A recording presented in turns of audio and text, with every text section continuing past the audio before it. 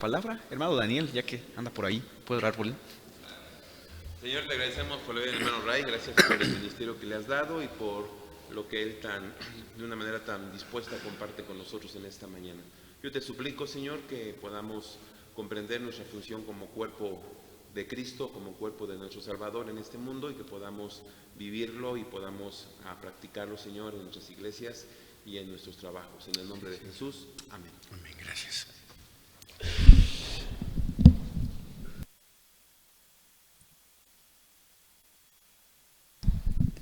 Buenos días a todos.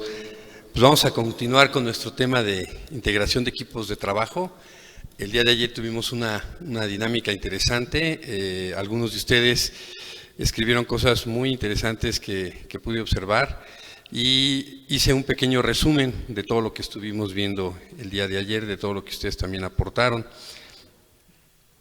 Entonces la dinámica, pues de alguna manera fue...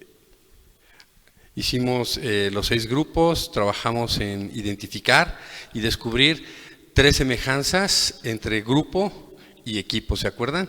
Y trabajamos 5 diferencias entre grupo y equipo. De alguna manera hice un pequeño resumen aquí sobre las semejanzas que estuvieron algunos poniendo aquí. Y observamos algunas de ellas importantes. La primera de ellas es que ambos son un conjunto de personas, ¿ok?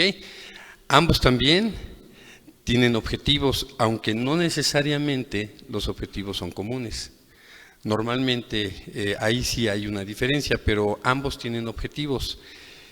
Se requieren, de alguna manera en ambos, más de 2 personas.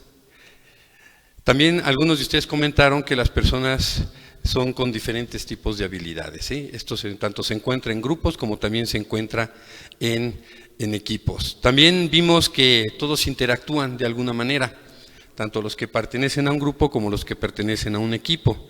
También vimos que los miembros ocupan un espacio, están juntos y pueden ocupar también un tiempo determinado, ¿no? De alguna manera son un resumen de lo que ustedes aportaron el día de ayer. Y también vamos a ver un resumen en cuanto a las diferencias. Aquí yo agregué algunas que son importantes también, que no observé ahí, pero que son importantes mencionar para que vayamos teniendo un claro discernimiento entre lo que es un equipo y un grupo. Acabamos de leer la palabra de Dios y dice la palabra de Dios que somos un cuerpo. Y además el énfasis que hace Pablo es que todos vivimos en una interdependencia, que nadie puede estar por su lado, que en su propia agenda, en su propio caminar, que además todos perseguimos un propósito que es la edificación del cuerpo de Cristo y la glorificación al Padre. Entonces, por lo tanto, la iglesia de manera natural pues trabaja en equipo, no trabaja como un grupo. Y algunas diferencias que estuvimos viendo el día de ayer, pues fue primero que nada que un grupo se da de manera accidentada. Los grupos generalmente se dan así, por casualidad, ¿no? Llegas al vagón del metro y de repente se descompone el metro y ahí hay un grupo de personas y bueno, pues cada quien va a intentar hacer algo, ¿sí me explico? De una manera desorganizada, etcétera, etcétera, pero no como un equipo. Estuvieron en un lugar determinado y de alguna manera pues coincidieron en ese punto, ¿no? Cuando vas en el tráfico y hay un accidente, de repente se cierra todo el camino y los conductores salen de sus coches y se empieza a armar un grupo que buscan la manera de cómo salir todos más rápido de ese tráfico, ¿no? Pero hay ciertas características que no operan ahí. Lamentablemente a veces estamos en la iglesia y pareciera que somos también de manera accidentada. Llegamos ahí y cada quien quiere jalar para su lado, cada quien trae su propia agenda, cada quien trae sus propios planes.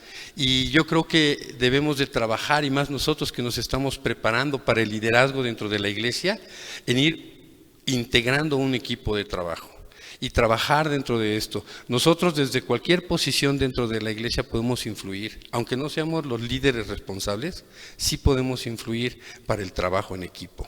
Y eso lo vamos a ver un poquito más adelante. Otra diferencia es que el grupo no tiene intenciones comunes. El grupo es circunstancial. El grupo tiene un tiempo indefinido, puede estar un momento, puede ser mucho tiempo, etcétera, etcétera.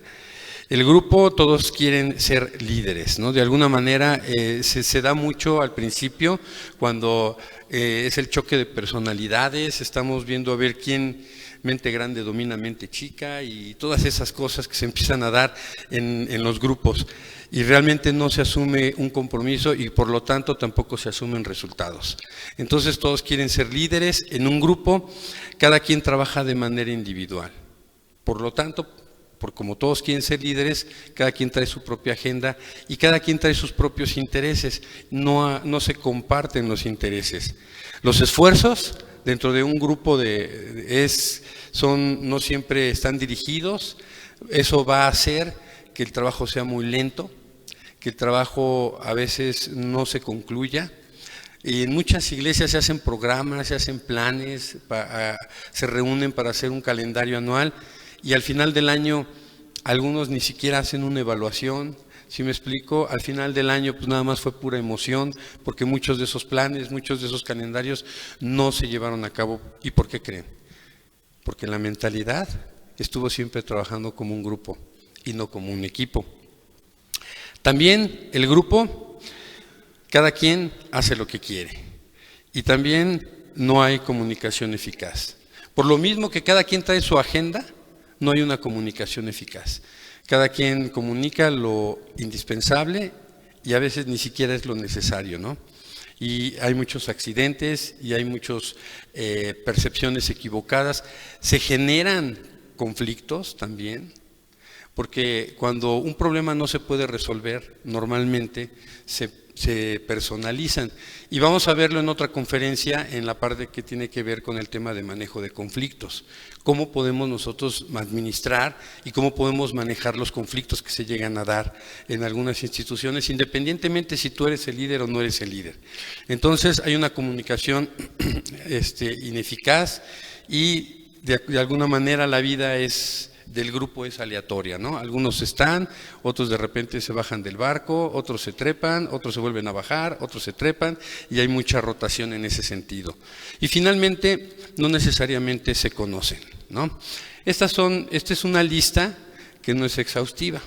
Obviamente hay muchas otras características que podrían definir a un grupo, pero ¿cuáles son aquellas características que sí definen a un equipo? Pues vamos a verlas a continuación. Generalmente un equipo es planeado. Sí se alcanza a ver, ¿verdad? Está muy chiquita la letra, pero lo voy a ir diciendo. Generalmente un equipo es planeado. ¿Por qué generalmente? Muchas veces un equipo empieza como un grupo, pero se puede hacer un equipo. Normalmente algunos de las personas que han egresado de aquí llegan a una iglesia que ya está hecha y que trabajan y tienes que integrarte ahí. Entonces tú llegas y te das cuenta que están operando como un grupo, pero tienen que integrarse como un equipo. Entonces, por eso es que no necesariamente, más bien generalmente es planeado. Luego, tiene un propósito definido. El equipo es claro en ese sentido. Siempre va a haber un propósito definido. El líder hay un líder establecido siempre en un equipo de trabajo. Las tareas son asignadas en un equipo de trabajo. Están bien claras las líneas de mando, están bien claras las tareas. Se cuidan las espaldas, ¿no? Y aquí hay algo bien interesante y siempre pongo este ejemplo. En un equipo de fútbol, cuando expulsan a un jugador, ¿qué pasa? Los demás dicen, pasa la bola. No, es que le tocaba al que lo expulsaron, ¿no? ¿Y qué va a pasar? ¿No te vas a meter en ese lado? ¿Qué pasa si el portero de repente sale y mete un gol? ¿Lo vas a regañar? Le vas a decir, oye, tú eres portero, ¿por qué estás metiendo un gol? Y hay un problema que a veces se da ahí y en los equipos de trabajo a veces no estamos sabiendo diferenciar esta parte. Una cosa es que se tienen que respetar las líneas de mando, una cosa es que se tienen que respetar los protocolos y todas esas cosas, pero un equipo de trabajo está enfocado hacia los objetivos. Y el resultado de nuestros objetivos es de todo el equipo de trabajo. Así es hasta de la persona que se encarga de la limpieza o el que predica o el grupo de alabanza, todos participamos de alguna manera. ¿Y qué pasa cuando uno no está? Pues se cuidan las espaldas, porque finalmente el equipo está orientado hacia los resultados, no solamente hacia las tareas. Y en cambio un grupo normalmente se enfoca hacia las tareas, no hacia los resultados. ¿Qué otra de las cosas hay? Es un tiempo definido. Nosotros como iglesia también tenemos un tiempo definido. ¿Cuál es?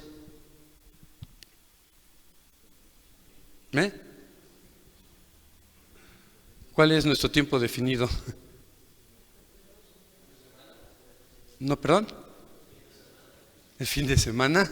No. Hasta que Cristo venga. Hasta que Cristo, y esto no se acaba hasta que se acaba, ¿verdad? Y tenemos un tiempo definido también.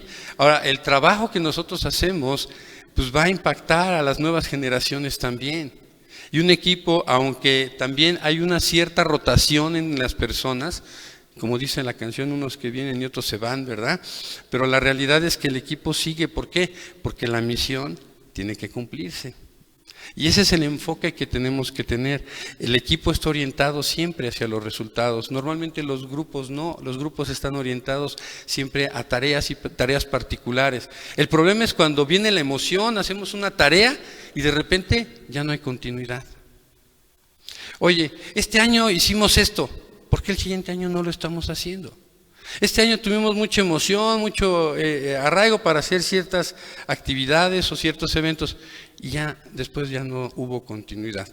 Esas son características de un grupo. Un equipo siempre va a estar evaluando y siempre va a estar mejorando las cosas y buscando continuidad a las cosas que están funcionando, haciendo más énfasis en ellas. Entonces hay un tiempo definido, desarrolla identidad y pertenencia. Esto es algo importantísimo. En el grupo, todas las personas a veces pudiera ser que son desconocidos. En un equipo no se vale haber desconocidos. Hay una integración, hay una identidad y hay un sentido de pertenencia. Como a veces le decimos, no, ponte la camiseta. Pero ponerte la camiseta también tiene un proceso. Y ahorita vamos a ver cuál es ese proceso para la integración de equipos de trabajo. Porque no nada más es poner aquí las diferencias, esto es, sí, qué padre, así deberíamos de ser. Pero pues, ¿cómo le hago para llegar a este punto? Y vamos a ver ahorita de alguna manera algunos pasos que nos van a ayudar a poder llegar a trabajar como un equipo. También se desarrolla la confianza y la comunicación. Hay líneas de comunicación muy claras. Por lo mismo que todos se cuidan las espaldas, pues todos estamos en la agenda de todos, nuestras agendas son compartidas. Ahí en la empresa yo tengo aproximadamente 30 personas trabajando ahorita. Y todos tienen sus correos electrónicos. Y dentro del correo electrónico tienen también la función en la que tienen cada quien su agenda. Todas las agendas por política de la empresa son compartidas. Ellos pueden ver mi agenda, yo puedo ver la agenda de ellos y todos vemos la agenda de todos. Y es curioso porque en mi agenda dice reunión de oración, no sé qué, y entonces es interesante y ellos ven mi agenda también. Y mi agenda no es privada a ellos saben lo que estoy haciendo porque también ellos me cuidan la espalda a mí. Y eso es importante, ¿no? Obviamente manejo dos agendas, la personal y la de la empresa. Pero es importante que de alguna manera se desarrolle una buena comunicación. Y a veces no se sabe ni dónde anda el pastor, o dónde está el de la música, quién sabe, o dónde está el diácono, quién sabe, y oye, debería de estar aquí, quién sabe, ¿no? Y entonces no hay una responsabilidad. También tenemos aquí que el equipo, el número de integrantes depende del objetivo. Y eso es muy claro también. Normalmente en un grupo echamos montón, ¿no? Todos vamos y todos jalamos para un lado y ahí sí estorbamos todos, pero acá no. Acá cada quien tiene un número determinado dependiendo el tipo de objetivo, el tipo de tarea, el tipo de presupuesto que se tenga para llevar a cabo ese objetivo. Otra característica del equipo es que el equipo desarrolla empatía. Y se acuerdan que ya hablamos de lo que significa la empatía. ¿Qué es la empatía? ponernos en los zapatos del otro, ¿sale? Entonces un equipo desarrolla empatía, el grupo no. Aquí aplica esa ley de que chillen en tu casa, que chillen en la mía, pues que chillen en la tuya, ¿no? Pero aquí en un equipo no, aquí en un equipo chillamos todos. Aquí o ganamos o perdemos. Aquí no hay ganadores y perdedores. Aquí o todos ganamos o todos ganamos, siempre en un ganar-ganar. ¿Sale? A veces ganar significa sacrificar tiempo, a veces ganar significa sacrificar recursos, a veces ganar significa esfuerzo también, pero somos un equipo. Y ya hablamos también sobre el principio de equidad y justicia, ¿se acuerdan? Entonces, ¿a quién se le va a demandar más en un equipo de trabajo? Al que más sabe, al que más capacidad tiene, ¿sí me explico? Son principios y cosas que ya hemos trabajado aquí. También todos los esfuerzos persiguen un objetivo común.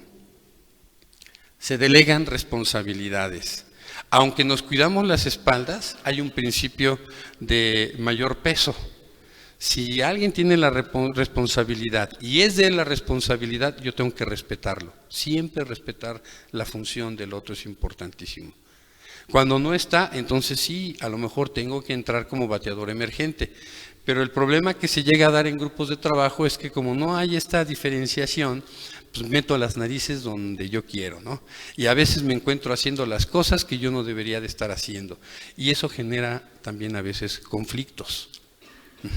Entonces, en un equipo, pues se delegan responsabilidades. También hay una comunicación eficaz, que ya también lo comentamos. Se vive en el paradigma de la interdependencia. Aquí no, aquí se vive en el paradigma de la independencia. Cada quien trae su agenda y cada quien camina como quiere. Pero acá en un equipo entendemos que mis decisiones van a afectar el resultado de lo que se pretende alcanzar. ¿Ok? Entonces, y por último, tienen un proceso de integración. Entonces, de alguna manera, se requiere trabajar con el paradigma de la madurez, que ya lo hemos hablado aquí, y el proceso de integración es gradual. Ahorita lo vamos a ver de una manera sencilla. Para que un equipo pueda establecerse, lo primero que se necesita, el primer paso es la formación del equipo. Tú puedes estar en el grupo mucho tiempo, años quizás, pero tiene que llegar un momento en el que tienes que decidir que esto tiene que formarse. Luego viene un proceso de sensibilización. Ahorita vamos a hablar de cada una de estas. Después viene la parte de la integración. Esto no se da de la noche a la mañana tampoco. Los resultados no son, y ya hablamos también del concepto express y light, ¿se acuerdan? Y yo decía, ¿cuánto van a tardar las cosas? Lo que tengan que tardar. Las personas no maduramos y no crecemos en la misma velocidad unos que otros. Y ahí parte del trabajo en la integración tiene que ver con este tiempo de madurez que le toma a las personas llegar a la frecuencia adecuada para integrarse. Finalmente, una vez que ya está integrado el equipo, podemos empezar a ver resultados. A veces es muy difícil, quisiéramos ver los resultados inmediatamente, pero cuando Dios está trabajando cosas grandes, ¿qué creen? Que va a tardar en empezar a emprender eso. Y yo siempre pongo de ejemplo la planta del bambú. El bambú es una planta que tiene raíces muy profundas, y tarda, o sea, tú ves y tarda un año después de sembrado en brotar la matita del bambú. Y dices un año y tú piensas, tú le estás regando y en fe, ¿no? Porque dices, pues, ay, yo sé que está la semilla y en fe, ¿qué está pasando? Lo primero que está sucediendo es que está creciendo hacia abajo. Pero es interesante porque cuando el bambú saca la matita, inmediatamente empieza a crecer y su crecimiento es muy rápido. Y además es uno de los materiales más duros que se pueden ocupar. Es más, resisten hasta un panda, ¿no? Que se trepa ahí y ahí anda. Es algo impresionante la fuerza que tienen esos tallos delgados del bambú, pero tuvieron que haber crecido. A veces nosotros nos desesperamos, quisiéramos ya ver una integración en un equipo, pero este paso desde aquí a acá nos puede llevar años a veces. Va a depender del liderazgo, va a depender de la madurez y de ir transformando nuestros paradigmas de vida hacia un entendimiento reconozcamos nuestra interdependencia. Solamente cuando lleguemos ahí se va a poder empezar a dar el crecimiento. Una vez que el crecimiento se da, podemos alcanzar la estabilidad. Y cuando ya hay estabilidad, empieza a haber innovación, empieza a haber muchas otras cosas que hacen que el equipo no solamente se consolide, sino trascienda. Y trascienda por generaciones. Entonces, vamos a ver cada una de estas. Y primero que nada, pues la formación. ¿Qué pasa en la formación? Lo primero es que el grupo identifica sus necesidades y objetivos. Tú tienes que empezar por esta parte, es lo más básico. Irte a lo básico, al punto A. A veces tú dices, bueno, voy a hacer un análisis para ver en qué nivel estamos. A veces eso es perder el tiempo. En muchas empresas, muchos consultores cobran mucho dinero por llegar primero a hacer un levantamiento de información y un análisis de clima laboral y un análisis de todo, cuando yo lo que recomiendo es empieza desde el punto cero. Si nunca has hecho un trabajo así en tu organización, empieza desde el punto cero a hacer el ABC. Entonces, el primer paso sería que el grupo tiene que identificar sus objetivos y sus necesidades. Ahora, no estoy hablando de los objetivos y las necesidades de la organización. Estoy hablando de personales. ¿Por qué? Porque aquí es donde se empiezan a desarrollar algunos puentes de empatía. Aquí es donde se empiezan a desarrollar esos lazos de alguna manera.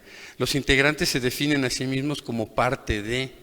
Es cuando empiezas a ver, ya no estamos aquí por casualidad, nos damos cuenta que tenemos un propósito, nos damos cuenta que estamos aquí para alcanzar una meta en particular. ¿Cómo podemos hacerlo? Trabajando juntos.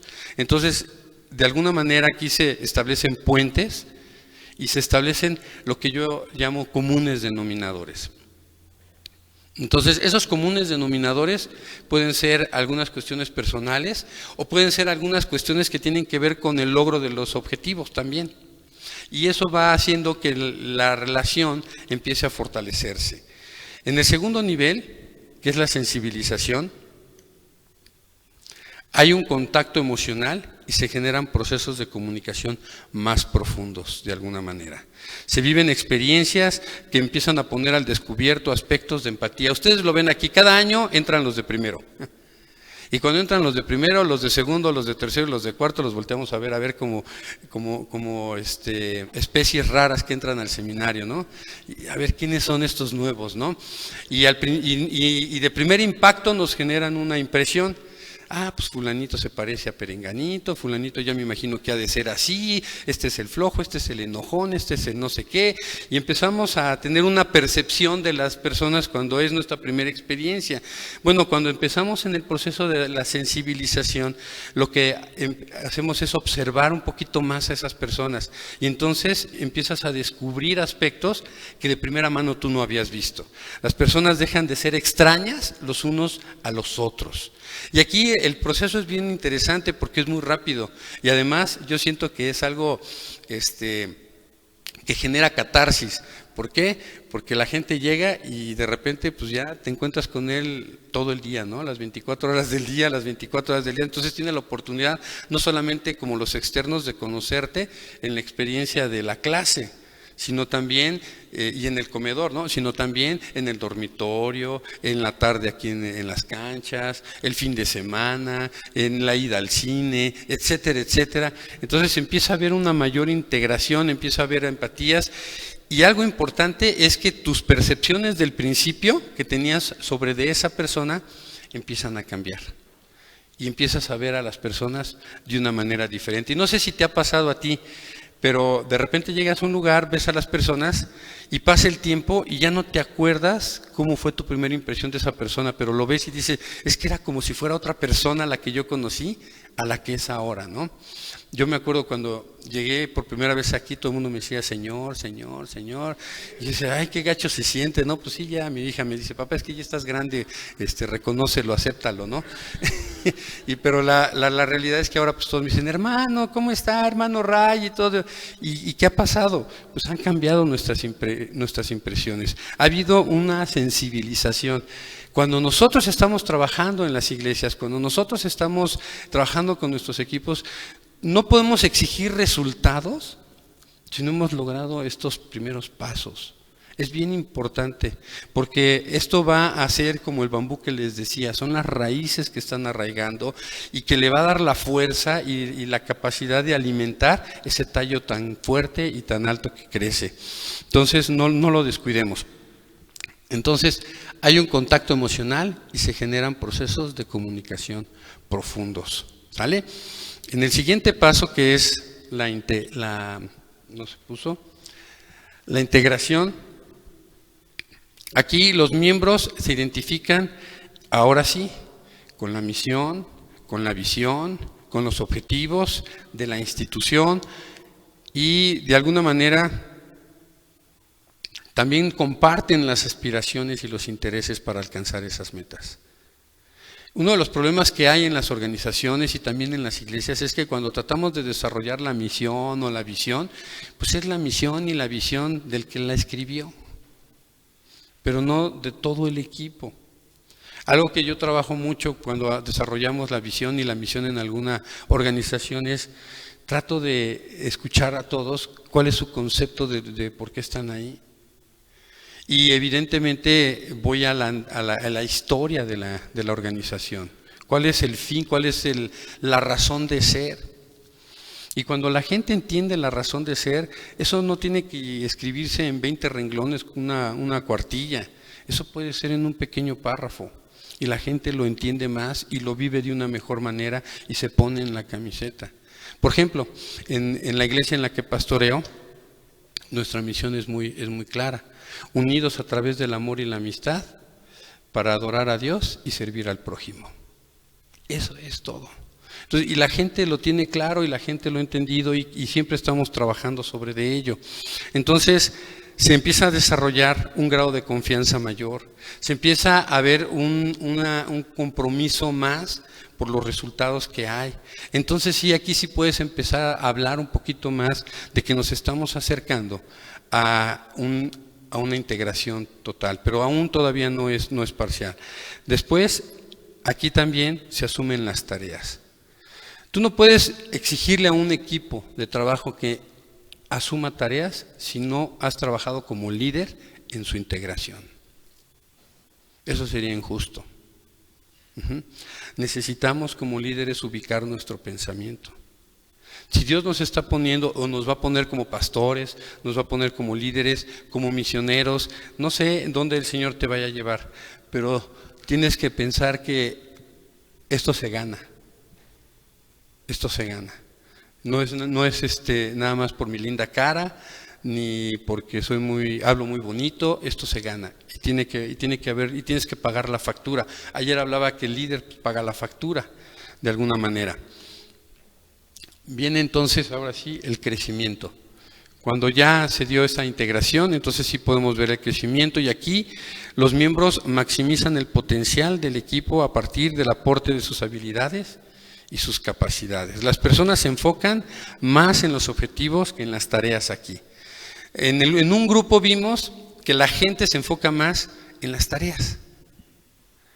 En un equipo, en un grupo se enfocan a las tareas, en un equipo se enfocan hacia los resultados. Y eso es importante.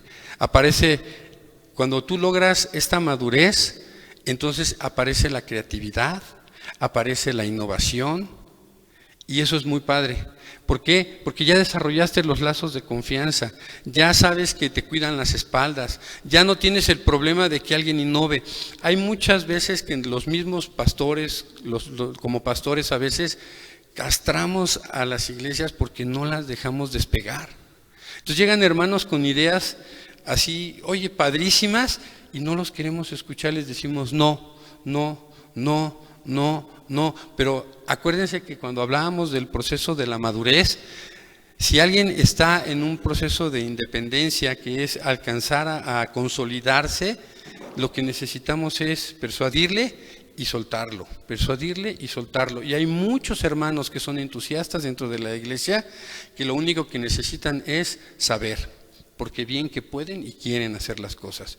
Pero nosotros no los empujamos a que sepan y no los empujamos a que vivan esas experiencias. Acuérdense que el conocimiento no solamente se adquiere a través de la teoría. Es más, la mayoría de las veces, ¿cómo se adquiere el conocimiento? A través de la experiencia. Y todos somos prueba y error en ocasiones, ¿no? Y así es como vamos caminando. Entonces, cuando tú llegas aquí a un proceso de integración, puedes darte el lujo de poder empezar a innovar las cosas. Cuando tú empiezas a innovar y no has pagado la factura del proceso de integración, se va a volver en llamaradas de petate. Entonces va a haber muchas veces que la gente trae una muy buena idea y tú la vas a comprar. Y se constituyó eso en una llamarada de petate. ¿Y ahora qué el siguiente año? ¿Ahora qué la siguiente experiencia? Entonces no hay continuidad. Cuando nosotros damos la oportunidad a la gente, entonces la gente empieza a ser más creativa, a innovar. Y puede ser que te des cuenta que la gente está innovando más de lo que te puedes imaginar. Hay un libro que les recomiendo, de verdad apúntenlo, yo sé que ustedes apuntan aquí todo, pero se llama Reimagina y es de Tom Peterson. Es un libro difícil de leer, es así, es grande, pero cuenta muchas historias de empresas, casos de éxito. Ahí viene la historia de Google, viene la historia de Facebook, vienen historias de muchas empresas, McDonald's, cada una en su tiempo, cómo fue su despertar, cómo fue su innovación y cómo fue la creatividad que tuvieron y cuál fue el acierto que tuvieron para lograr el éxito que tienen. Es un libro muy bueno, ojalá lo puedan conseguir, se llama Reimagina, de Tom Peterson. Entonces, cuando llegamos aquí al crecimiento, podemos alcanzar una estabilidad. Hay un principio en la administración que dice, lo que no puedes dimensionar, no lo puedes controlar. Lo que no puedes controlar, no lo puedes administrar. Y lo que no puedes administrar, no lo puedes perfeccionar. ¿Sí me explico? Entonces, a veces queremos perfeccionar las cosas cuando ni siquiera hemos dimensionado el alcance de dónde estamos parados. Por eso es tan importante este principio y eso aplica para todas las áreas de nuestra vida. Si no lo dimensionas, no lo puedes controlar. Si no lo controlas, no lo puedes administrar. Y si no lo administras, no lo puedes perfeccionar. Entonces, si tú quieres perfeccionar, tienes que empezar a dimensionar. Y esta teoría de la integración de equipos de trabajo tiene que ver con este primer principio, dimensionar. Por eso empezamos con la formación. Y y se tiene que ir madurando nuestro nivel de pensamiento hasta que logremos la estabilidad. Entonces, cuando llegamos a la estabilidad, tu equipo de trabajo adquiere dos características importantes. Se vuelven fieles y se vuelven leales. Y la lealtad y la fidelidad no son cosas distintas, pero la lealtad, más bien son cosas distintas, pero la lealtad y la fidelidad se requieren para que un equipo pueda trascender. Y ambas son cualidades de la gente madura. Ambas son cualidades de la gente que vive en el paradigma de la interdependencia. La fidelidad tiene que ver con las personas, pero la lealtad tiene que ver con la causa que se está persiguiendo. Hay una gran diferencia ahí. La fidelidad tiene que ver con el corazón, pero la lealtad tiene que ver con la razón. Casi siempre vamos a ver esta como que fuera una dicotomía, pero no están separadas. Ambas van trabajando de la mano, ambas van trabajando de la mano. En alguna ocasión nuestro maestro decía, nuestro hermano Daniel decía que la hermenéutica y la homilética llegan a un punto en el que se unen, ¿no? Y así es la lealtad y la fidelidad.